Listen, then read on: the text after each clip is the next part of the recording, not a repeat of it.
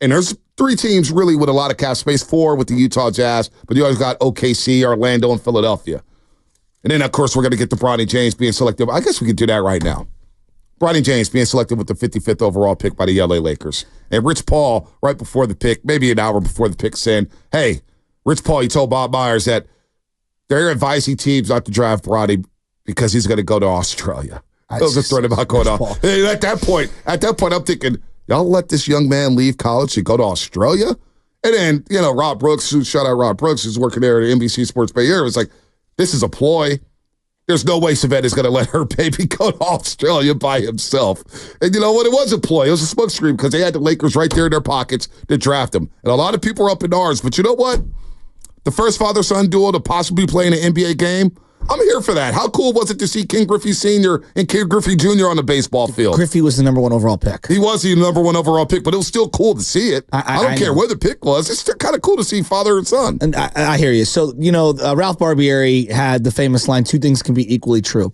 In this situation, I feel like 100 things can be equally true, okay? On one end, Rich Paul, Jesus. There's not a person on the planet who I actually look down on more. I can't stand Rich Paul. I don't want to hear from him. I don't want to see him. We've elevated him to a status that is just undeserving of whatever his talent level is. He's a great salesman. I think he's full of crap. That's number 1. Number 2, LeBron has unbelievable leverage.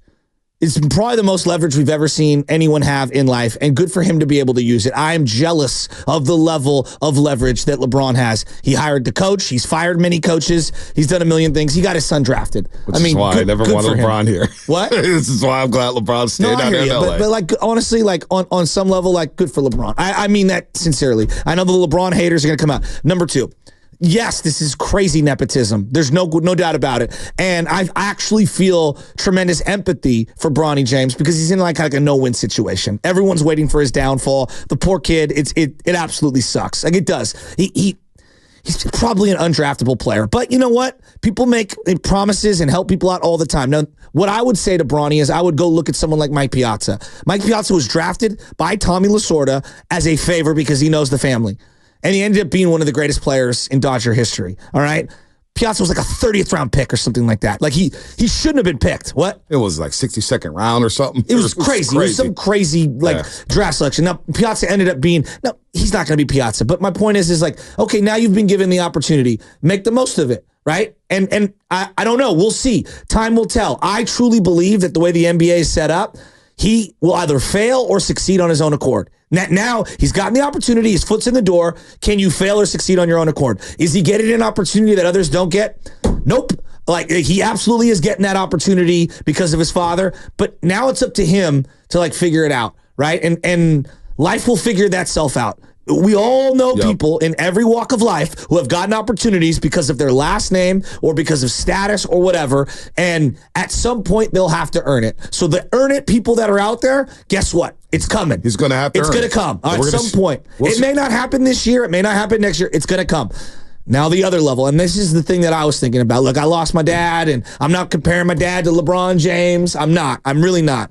But I'm just telling you, that one of the greatest moments in my life and something I look back on now, and even while I was doing it, I thought it was the coolest thing in the world. I used to play, and this is softball. This isn't the NBA, okay?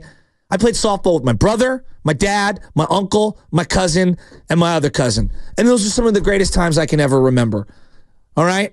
And so on just a father level and thinking about my dad and thinking about my son, dude, it's the coolest thing in the world. And I know that there's going to be a lot of people hating on it, and I get that. And I'm telling you right now, from LeBron's perspective, the kid's perspective, my perspective, good for them. Honestly, good for them. And I know there's a lot of haters out there. And look, I get it. It is nepotism. It is nepotism. But listen. But it's cool as hell, man. Nepotism runs rapid in the NBA. How many owners, sons, how many, Kirk Lacob. You know what? But I always say, sometimes with nepotism, and you hire somebody's son, that son has to live up to a name. And there's a lot of baked-in pressure with that just inside the household. Of course. You're chasing something that your father built or your mother built or your grandfather built. The Joneses run the Dallas Cowboys. We had families run the Wizards for the Dolan, and Dolan in New York City got the gift of God getting the New York Knicks from Poppy. You know what I'm saying? Nepotism is run rampant for many, many, many, many years. We just haven't seen it on the floor as much. The NASA's Antetokounmpo is on the Milwaukee Bucks because of his brother Giannis and the power that he has in Milwaukee. He has all the levers in Milwaukee. Hey, my brother needs a seat on the bench. He's got a seat on the bench and a podcast, for crying out loud. And Thanasis is not good. And he's not good at all. I mean, D. Wright was telling me about the time when he was in Europe cooking Thanasis. Like, yo, he is not good at all. But you still have to live up to it. So, Bronny, as a second-round pick, look, I heard he's a good defender. I haven't watched much of Bronny. He's got a good IQ. He gets to learn from his father. It's the Lakers' problem. I don't get why so many people are outraged by it. The Lakers made the pick. If they wasted the pick and Bronny's not good, then that's on the LA Lakers. Good for the rest of the league. Screw the Lakers. That's what I'm saying. If anything, I'm annoyed about it's the Lakers trying to dominate the headlines every damn day. Whether it's game one of the NBA Finals, we're in on Dan Hurley. Or right after the finals, we got JJ Redick. It's always something with the damn Lakers. They annoy me like the Dallas Cowboys. Like the damn Dallas Cowboys. They got to dominate First Take. You got to dominate Undisputed. You got to dominate these airways. To hell with the Lakers. That's my overall point. I don't give a damn about what they do. I'm trying to kick their ass every single day and twice on Sunday. So whatever they do, fine. But I'm so sick of them dominating. They got bounced in the first round in 5 games. They haven't won a championship, a legit championship, since Kobe Bryant was playing. All right? So stay the hell with the Lakers. That's my overall theme about this. But you know what, though? No, honestly, B, like, and I'm telling you this, like, again, this is on like a softball level, not on like a freaking, MLB or NFL or NBA level, which is on a whole, it's unfathomable. To be able to play with your kid, competitive sports at any level, that's pretty freaking cool. No, and you know what? That's the thing that I'm taking away, because I look back on all those games that I played with my dad and my brother and all that stuff, and I'm telling you, those that haven't experienced, you don't understand it. Your son's gonna look back one day, and you're gonna look back, and those are gonna be the best times of their life. And so, like, and maybe I'm getting too old in my ways, and I'm getting soft, but I think it's pretty freaking cool. Well, yeah, and I think here's another thing. I've heard nobody talk about this. I've heard nobody talk about this. What's that? LeBron has been so great for so long that he's able to play with his kids. How many other NBA players have wanted to play with their kids and be on the floor with their kids playing in an NBA game, but they haven't been able to make it to their 39, 40, 41. LeBron is still playing at an all-NBA level at this age, and so he sees his son. He's like, damn. And he said it 2-3 years ago. It's a possibility. I would love to play with my son. Now, he understands the pressure that's been. And let's be honest, LeBron, with all the hype he had coming into the NBA, he's actually exceeded expectations. He's exceeded expectations after all the hype. So if there's anybody who knows how to deal with the pressure, it's going to be Bronny, because he's been LeBron's son for his entire life with his name. We'll see. So I think Bronny's going to be fine. Whether or not he's good is one thing. Whether or not he's good is one thing, but as far as like everybody's worried about, is he going to be able to handle the shadow of his dad? He's handled it all. He's been here his whole life. I'll be surprised if he plays a lot. You know what I mean? Yeah. Like, we'll see. I mean, it's just, and regarding like surviving your whole life, I mean, we'll see. We'll see. The whole thing is we'll see. You know what I mean? Like, but I think there's a lot of people that just hate LeBron, and I get it. Like, he's not perfect, but on this one, like, dude, he's got the control. Like, and you know what? The bigger thing, if I'm a Laker fan, you're the Lakers. Like, it's one thing to do this in Cleveland, for LeBron to do this in Cleveland. He did this to one of the top 5 sports brands in America.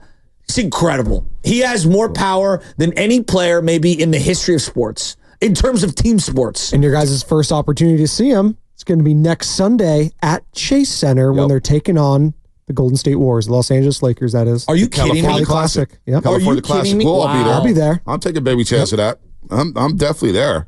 I've never seen Bronny play. I'm going to see him play. Nobody has. I mean, he barely played for USC. Yeah, I want to see him play. I'm going to be interested, because I looked at the ticket prices yesterday before the news happened. I'm interested to see him today and see if those ticket prices are skyrocketing. Here's one thing that I would say about LeBron, and this is something that, and look, he's going to have to soul search himself.